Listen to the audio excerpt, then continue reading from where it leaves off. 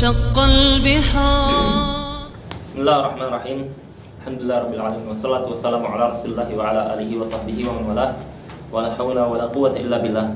Sahabatku yang dimuliakan Allah Subhanahu wa taala, kita melanjutkan apa yang sudah kita kaji dari pembahasan masalah bermadhab atau al-madkhal ila al-madhab ila al-fiqhil islami, pintu masuk untuk sebelum masuk ke fikih. Kita sudah kaji bahwasanya para ulama itu menjelaskan tentang hukum dalam masalah memahami dalil, siapa yang berhak memahaminya, apa syarat-syaratnya, kemudian yang sebaliknya siapa yang tidak berhak untuk memahami dalil dalam masalah dalil hukum. Ya, itu yang dikenal dengan pembahasan maratibu an-nas, pembahasan tingkatan manusia. Mereka membagi secara umum, mereka membagi menjadi dua. Yang pertama mujtahid, yang kedua muqallid. Yang pertama mujtahid ini nanti bertingkat-tingkat. Dan setiap madhab, misalkan madhab Abu Hanifah, madhab Imam Malik, madhab Syafi'i, madhab Imam Ahmad, itu setiap masing-masing madhab ada ulama yang membagi, yang menjelaskan tingkatan-tingkatan mujtahid tadi. Ya. Secara umum mereka tidak berselisih, masalah pembagiannya itu ada bertingkat-tingkat. Kenapa? Karena ilmu itu bertingkat-tingkat. Jadi ilmu bertingkat-tingkat. Ada ilmunya gampangnya seperti kita, ada orang yang ilmunya baru tahap SD, ada yang tahap SMP, ada yang tingkatan SMA, ada yang tingkatan S1, ada S2, ada S3, ada profesor. Ya. Dalam masalah ini sama. Seorang mujtahid itu, para ulama mujtahidin itu bertingkat-tingkat. Dan mereka secara umum madhab yang ada membagi tingkatan mujtahidin ini menjadi beberapa tingkatan. Ada yang membagi 4, ada yang membagi 5, ada yang membagi 6, dan ada yang membagi 7. Tetapi secara umum mereka sama membaginya, yaitu mujtahid ada 4. Yang pertama mujtahid mutlak.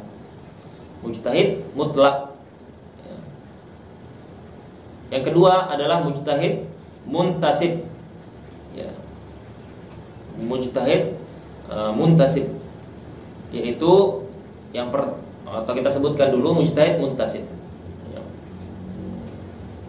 Yang ketiga adalah mujtahid madhab. Yang keempat mujtahid fatwa atau dikenal dengan mujtahid tarjih. Ya. Kami ulangi, mujtahid madhab mutlak yang pertama. Mujtahid mutlak ini semisal imam arba'ah, seperti ulama yang 4. Imam Abu Hanifah, Imam Malik, Imam Syafi'i, Imam Ahmad. Jadi mereka ini dikenal dengan mujtahid mutlak. Untuk mujtahid mutlak ini itu dari keempat madhab, ya, dari keempat madhab ini sebenarnya lebih dari 4. Tapi kita sebutkan yang 4 karena itu inti sudah. Ini khulasah kesimpulannya karena kita bawa singkat. Sebenarnya lebih dari 4. Sudah kita sebutkan pembahasannya berlalu, kita bacakan sudah mazhab atau imam-imam madhab yang lain selain yang 4.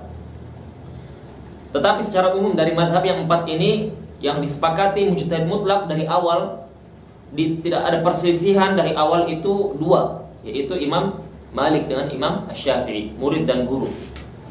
Imam Malik dan Imam Asy-Syafi'i tidak ada khilaf dari awal. Mereka keduanya adalah mujtahid mutlak. Ya.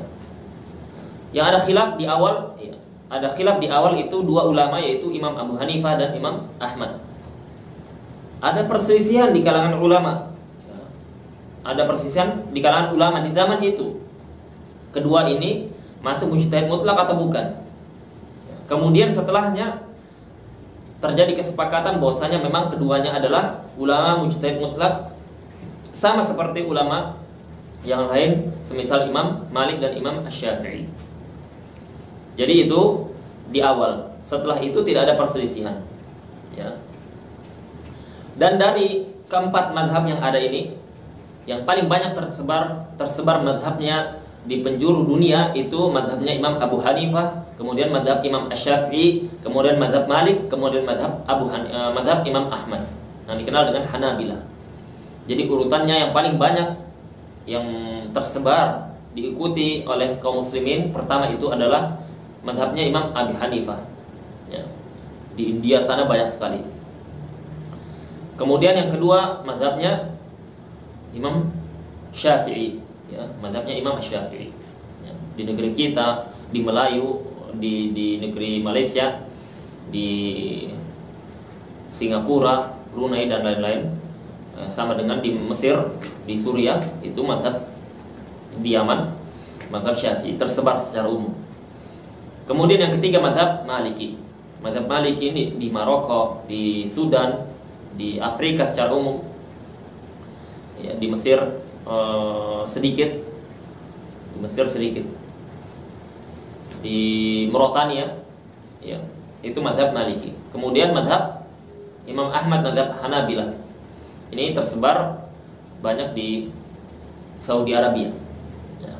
Nah, kalau kita melihat dari 4 madhab ini, semuanya memiliki kelebihan, semuanya memiliki kelebihan. Ya. Kalau kekurangan itu pasti ada, semua manusia punya kekurangan, tetapi kita fokus pada kelebihan masing-masing ini.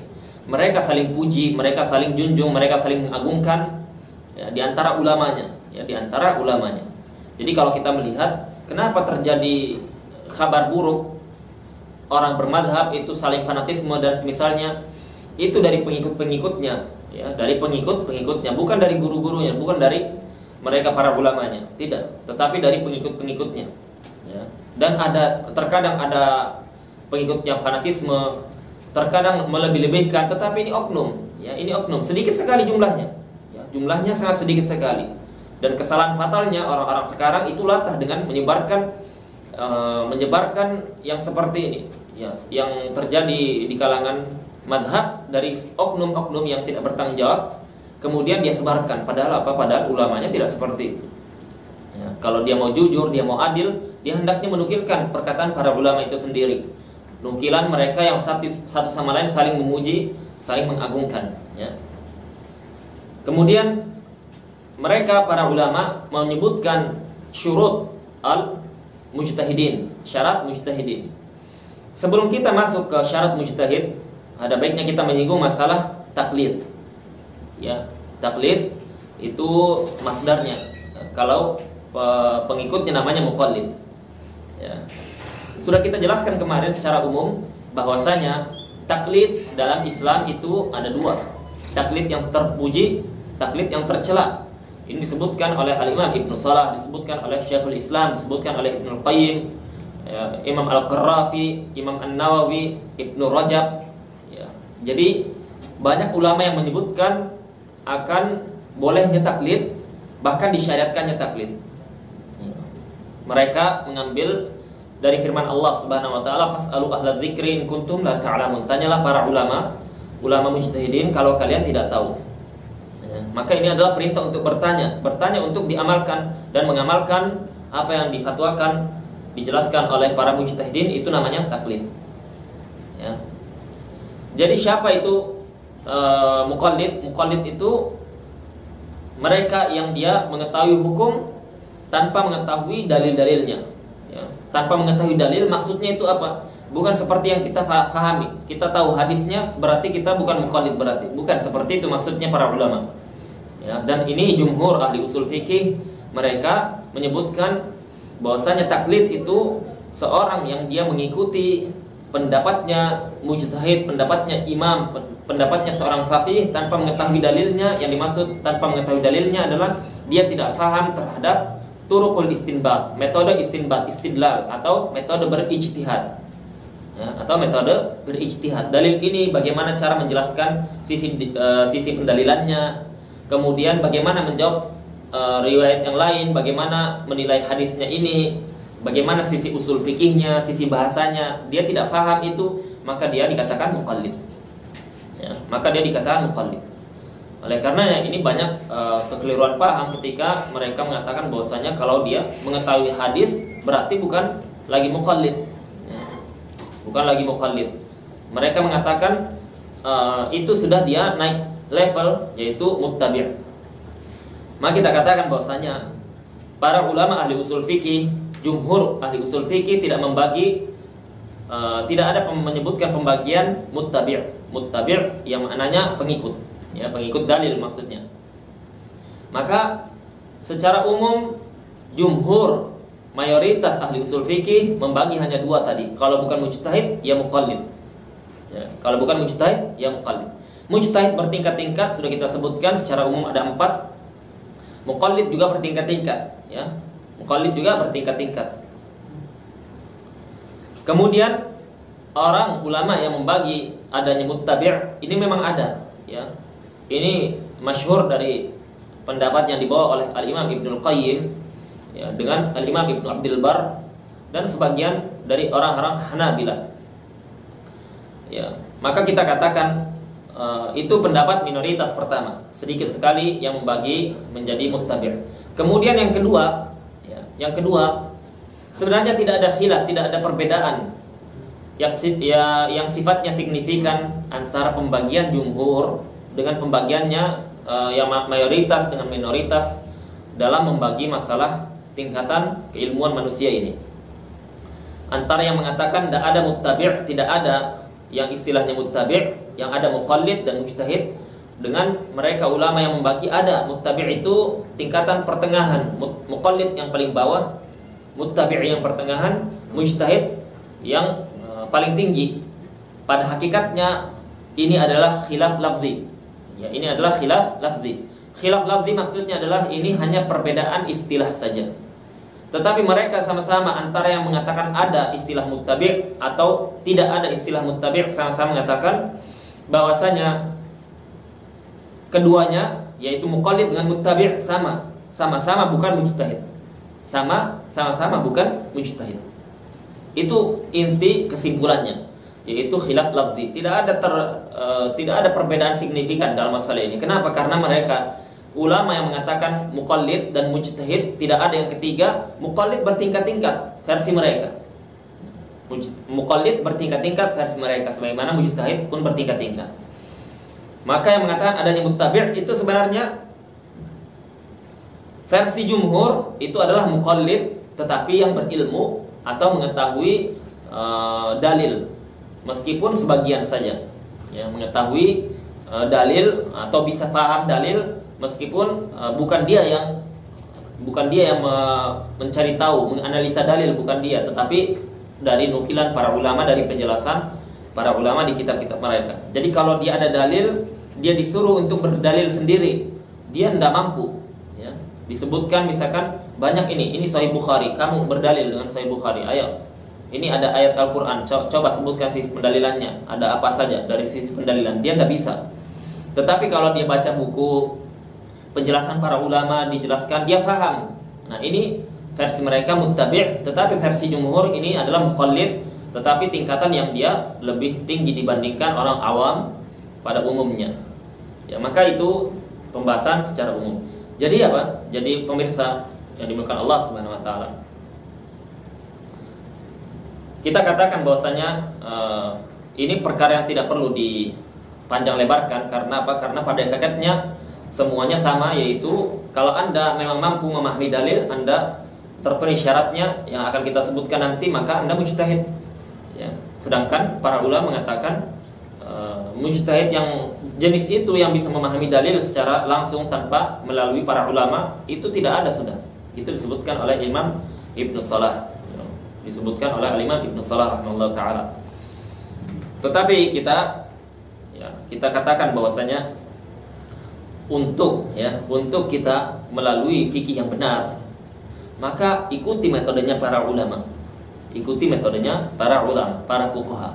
Bagaimana dia berfikih, bagaimana dia memahami dalil kitab dan sunnah, ikuti mereka. Karena itu jalan yang paling selamat, itu jalan yang diperintah Allah Subhanahu wa taala.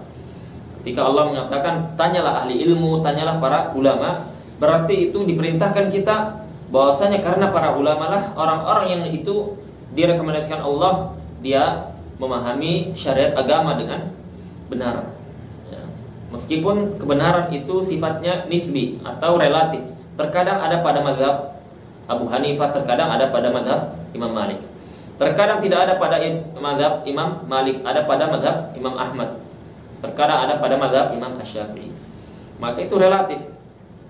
Nah, itu akan kita pelajari dalam masalah bagaimana tingkatan khilafnya para ulama, kemudian bagaimana menyikapi bagaimana khilaf para ulama. Nah, jadi kita akan bacakan ya, atau sebelumnya kita sebutkan tadi tingkatan para mujtahid yang terbagi menjadi 4 ya. Secara umum ada yang membagi 5. Dan tingkatan muqallidin itu ada yang membagi menjadi 4, ada yang membagi menjadi 5. Dalam mazhab Syafi'i, muqallid yang paling tinggi itu semisal al-Imam Imam Syekhul Islam Zakaria Al-Ansari. Ya, Imam Syekhul Islam Zakaria Al-Ansari ini disebutkan oleh para ulama kita, oleh para masyayikh kita. Dengan 2 muridnya itu yang terkenal dengan ulama tahqiq dalam mazhab Syafi'i, ulama yang memang analisanya kuat dalam mazhab Syafi'i itu seperti Al-Imam Ibnu Hajar Al-Haytami dengan Al-Imam Ar-Ramli. Ya, 2 ulama ini adalah termasuk ulama yang kuat dalam mazhab Syafi'i, yang analisanya dipakai, kemudian kitab-kitabnya dipelajari, jadi rujukan kalangan muasirin kontemporer sekarang. Tetapi kedua ulama ini disebutkan bahwasanya mereka keduanya muqallidan la mujtahidan. Dua-duanya muqallid, tetapi tingkatan yang tertinggi, bukan mujtahid. Jadi mereka keduanya tidak sampai derajat mujtahid ya. Padahal keduanya ini memiliki karya dalam fikih luar biasa. Syarah minhaj terkuat itu 2 ini yang buat, yaitu Mughni atau At-Tuhfah dan An-Nihayah. At-Tuhfah itu punyanya Ibnu Hajar, kemudian An-Nihayah itu punyanya Ar-Ramli. 2 kitab ini membacanya saja berat, karena ilmunya kuat ya, bahasa ilmiahnya kuat, bahasa fikihnya sangat kuat ya. Apalagi kalau kita membaca kitab Ibnu Hajar Tuhfah, itu sangat berat ya. Terkadang banyak yang tidak memahaminya dengan baik dari kalangan masyayikh, bukan dari kalangan penuntut ilmu. Mereka memiliki pembahasan dalam masalah usul fikih ya. Mereka paham terhadap bahasa Arab, Masya Allah, tinggi ilmunya. Tetapi keluasan ilmu mereka itu tidak menjadikan mereka naik ke level mujtahidin, tidak sampai ya. Begitu juga gurunya Syekhul Islam Zakaria Al-Ansari. Dalam mazhab Syafi'i kalau dikatakan Syekhul Islam, maka yang dimaksud adalah Syekh Zakaria Al-Ansari ya, dalam mazhab Syafi'i. Beda dengan mazhab Hanabilah, mazhab Imam Ahmad itu yang dikenal dengan Syekhul Islam adalah Taqiyuddin Ibn Taimiyah Abdul Halim. Ya, kita katakan bahwasanya lantas bagaimana kalau misalkan setinggi ilmunya Ibnu Hajar Al-Haytami, yang setinggi ilmunya Ar-Ramli atau Syekhul Islam Zakaria Al-Ansari itu tidak sampai derajat ijtihad, bagaimana dengan orang di bawahnya ya? Bagaimana dengan orang di bawahnya ya? Jangankan kita atau guru-guru kita, masyayikh ya, tingkatan mereka belum ada yang sampai derajat Ibnu Hajar, apalagi Syekhul Islam Zakaria Al-Ansari, tidak sampai.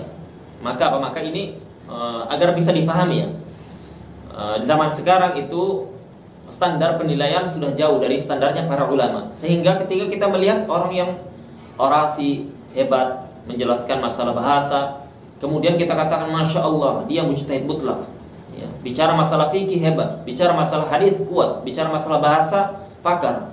Seolah-olah Pak, tidak ada tandingannya, seolah-olah dia paling tinggi ilmunya. Padahal apa? Kalau standarnya para ulama, dia yang seperti ini masih dianggap anak kecil. Itu bisa antum baca semuanya di kitabnya Al-Imam Ibnu Rajab Al-Hanbali ya. Di kitabnya Ibnu Rajab Al-Hanbali ya, ini Ar-Rad 'ala man ittaba'a ghairal madhahibil arba'ah. Bantahan bagi siapapun yang mengikuti selain mazhab yang 4. Yang mengikuti selain mazhab yang 4. Ini kitab khusus beliau tulis. Kitab khusus beliau tulis membantah mereka yang berijtihad kemudian tidak mau mengikuti mazhab yang 4 yang masyhur. Ya, itu dibuat khusus untuk orang-orang yang seperti itu. Di zaman beliau sudah ada. Ya, di zaman beliau sudah ada, di abad ke-7 atau 8. Kemudian tingkatan mujtahid tadi yang bertingkat-tingkat itu yang paling bawah itu adalah mujtahid fatwa. Itu adalah mujtahid fatwa atau mujtahid tarjih. Mujtahid fatwa atau mujtahid tarjih. Dan paling bawah ini, tingkatan paling bawah ini masih ada 3 di atasnya. Masih ada 3 di atasnya. Yaitu mujtahid madhab, kemudian mujtahid muntasib mustaqil, kemudian mujtahid mutlak. Ya. Mujtahid paling bawah mujtahid fatwa atau mujtahid tarjih, sama itu. Ya. Ini disebutkan oleh Al-Imam Muhammad Amin Asy-Syanqiti di dalam kitabnya Nafrul Urud, ya.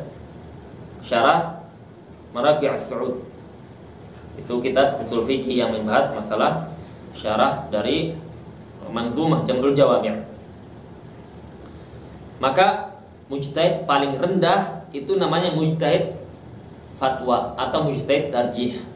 Dalam mazhab Syafi'i yang mujtahid paling rendah ini adalah Al-Imam Ar-Rafi'i, Sahibul Muharrar, yang penulis kitab Al-Muharrar.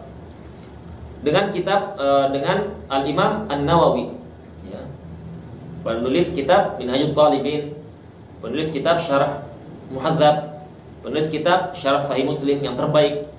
Ya, maka dua ulama kibar, 2 ulama yang luar biasa ilmunya, dalam bahasa ada, dalam usul fikih ada, dalam ilmu hadis ada, dalam syarah hadis ada, dalam ilmu fikih apalagi. Tapi 2 ulama ini tidak sampai derajat mujtahid madhab, tidak sampai. Bahkan dia di bawah derajat mujtahid madhab, yaitu tingkatan mujtahid yang paling rendah, yang paling rendah. Kalau sekelas Imam An-Nawawi saja, ya, sekelas Imam An-Nawawi saja yang ilmunya Masya Allah, kalau kita baca karangan beliau itu penuh dengan tahqiq, ya, penuh dengan pembahasan yang analisanya kuat, ilmu riwayatnya mapan, ya, diakui dalam menukil madhab dan diakui dalam menukil madhab, ya, yaitu menukil madhab selain madhabnya beliau, madhab Syafi'i. Beliau dijadikan rujukan dalam masalah penukilan. Ilmu riwayatnya kuat, tetapi ilmu beliau itu tidak mencapai derajat mujtahid kecuali derajat mujtahid yang paling rendah. Imam An-Nawawi, beliau mengatakan bahwasanya aku tidak pernah tidur di atas kasur selama 2 tahun. Kenapa? Karena beliau fokus belajar, membaca, mengkaji, analisa. Sampai saking ngantuknya beliau itu tertidur di atas kitab, di atas tumpukan kitab. Karena beliau itu di kamarnya ada banyak tumpukan kitab, dia mau tolaah, kemudian dia tidak sempat lagi tertidur di atas kasur, tertidurnya di atas kitab. Saking semangatnya, beliau belajar sehari sampai 12 mata pelajaran. Iya, meringkas, mengoreksi, memberikan ta'liq, catatan. Itu luar biasa. Misal Imam Nawawi tidak sampai derajat tingkatan mujtahid yang tinggi, tetapi mujtahid yang paling rendah. Tetapi bukan kita merendahkan, tetapi ilmunya Imam An-Nawawi itu seperti itu, sudah tinggi seperti itu. Tetapi dia digolongkan para ulama dalam mazhab Syafi'i mujtahid yang paling di bawah, paling rendah. Dan beliau rujukan di kitab manapun dari kitab yang beliau karang itu menjadi rujukan. Kitab bahasa yang dia karang menjadi rujukan. Kitab rijal hadis yang dia karang menjadi rujukan. Kitab usul fikih, kitab masalah fikih, ya, beliau menjadi rujukan dalam masalah ini. Jadi agar kita faham, kita sadar, kita tahu kadar diri kita bahwasanya kita ini jauh sekali, ya. Para penuntut ilmu yang ada di zaman kita ini masih jauh sekali standarnya dengan standarnya para ulama. Oleh karenanya Al-Imam Al-Hafidz Ibnu Rajab mengatakan, kalau kalian itu mau mengetahui ilmunya para ulama, kalian harus membaca tafsir, ya. Kalian harus membaca tafsir, mengkaji Al-Quran. Kalian mengetahui tafsirnya dengan detail, mengetahui hukumnya, mengetahui nasikh dan mansukhnya, yang mana yang hukumnya terhapus, yang mana yang menghapus. Kemudian mengetahui sabab nuzulnya, di mana, apakah Madinah atau Mekah. Kemudian kenapa ayat ini turun, ya. Kemudian kalian mengetahui hadis, ya, yang mana perawi yang tertolak, yang mana yang diterima, yang mana hadis yang sahih, yang mana yang dhaif. Apa sisi dalil yang ditunjukkan hadis ini, kalian mengetahui itu. Kemudian kalian membaca dari riwayat-riwayat Imam Ahmad, ya. riwayat Imam Ahmad di musnadnya. Itu berapa puluh jilid musnadnya Imam Ahmad. Kalian membaca itu, mempelajari itu. Kemudian kalian kalau sudah sampai menguasai hadis, menguasai tafsir, kemudian membaca riwayat-riwayat dari Imam Ahmad, kalian jangan menganggap diri kalian itu sudah balagh tan nihayah. Kalian sudah menganggap sudah sampai kepada derajat yang akhir, sudah tinggi, ya, sudah pakar, sudah bisa menjadi rujukan sekelas mereka para ulama mujtahidin. Kenapa kata beliau? Karena kalau kamu berada di zamannya Imam Ahmad atau semisalnya, ma kunta ma'dudan min ahlil ilm. Maka kata beliau, maka kalian itu dengan ilmu yang kalian punya tidak dianggap dari bagian ahli ilmu. Dianggap masih anak kecil, dianggap masih penuntut ilmu pemula. Ya. Saking apa? Saking perbedaannya jauh dibandingkan ilmunya para ulama. Oleh karena sahabat yang dimuliakan Allah Subhanahu wa taala, itu nasihat yang sangat kuat sekali dari seorang ulama, Al-Hafidz Ibnu Rajab Al-Hambali. Ya, beliau di antara yang mengarang banyak sekali karya-karya yang kuat dalam masalah ilmu hadis, dalam masalah ilmu fikih. Maka sejatinya kita paham terhadap kadar diri kita. Jangan kita itu terlalu berbangga dengan diri kita, terlalu membanggakan ilmu dari para guru kita. Saking kita membanggakannya, kita itu menolak kebenaran dari pihak lain, dari ulama lain, dari ustadz lain, ya. Atau kita bahkan dengan gegabah menganggap bahwasanya pendapat ulama lain, pendapat ustadz lain itu lemah semuanya, ya, yang kuat hanya pendapat ustadz saya, atau pendapat ustadz lain, pendapat ulama lain itu syubhat, kemudian ustadz saya saja yang paling benar. Yang seperti ini adalah jalannya yang menyelisih salaf, ya, jalan menyelisih salaf. Tidak ada satupun yang seperti itu. Maka harus kita belajar lagi, dan belajar lagi. Apa yang kita dapatkan sekarang belum tentu itu adalah final, yang itu merupakan kebenaran yang mutlak, belum tentu. Ya, dalam masalah-masalah hukum yang sifatnya masih diperselisihkan para ulama, dalam masalah-masalah yang sifatnya dzanniyat, ijtihad, yaitu masalah-masalah yang boleh jadi ini benar, boleh jadi itu keliru, pemahamannya bisa ini, bisa itu, maka ini jangan sampai kita mengikuti jalurnya selain jalurnya para ulama.